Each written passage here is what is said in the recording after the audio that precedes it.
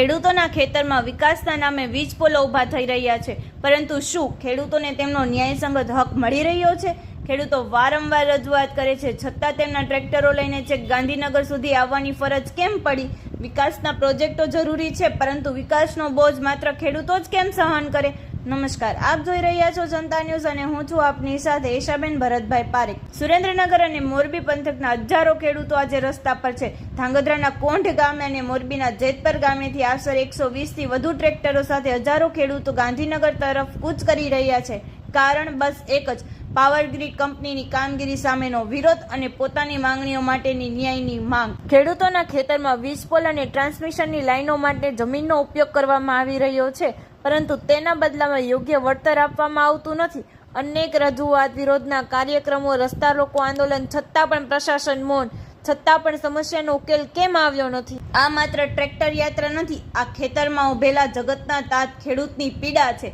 આ તેમની જમીન, જીવન અને ભવિષ્ય સાથે જોડાયેલો એક મહત્વનો પ્રશ્ન છે। જગતનો તાત ત્રાહિમામ પોકારી ઉઠ્યો છે, છતાં પ્રશાસન મૌન કેમ? એમને આ જગતના તાતનો અવાજ કાને નથી સંભળાતો?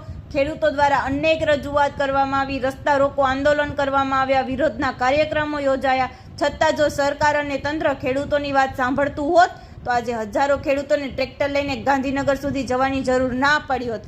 હજારો પોલીસ કર્મચારીઓના બંદોબસ્ત વચ્ચેની કામગીરી થઈ શકે છે। ખેડૂતોને ડિટેન કરવામાં આવ્યા, મહિલાઓ પર લાઠીચાર્જ કરવામાં આવ્યો, તો ખેડૂતો સાથે અસરકારક સંવાદ થઈ શક્યો કેમ નહીં? હવે નજર ગાંધીનગર પર છે। શું સરકાર ખેડૂતોની પીડા સાંભળશે કે ફરી એક વખત જગતના તાત ખેડૂતોને ખાલી વચનો જ મળશે? ખેડૂતોની પીડા પર રાજકારણ ઘણું થાય છે, પરંતુ જ્યારે ખેડૂતોને ખરેખર સાથ આપવાનો સમય આવે છે ને, ત્યારે મૌન છવાઈ જાય છે। ખેડૂતો વિકાસનો વિરોધ નથી કરતા, પરંતુ પોતાની જમીન, જીવન નિર્વાહ અને યોગ્ય વળતરના રક્ષણ માટે લડી રહ્યા છે।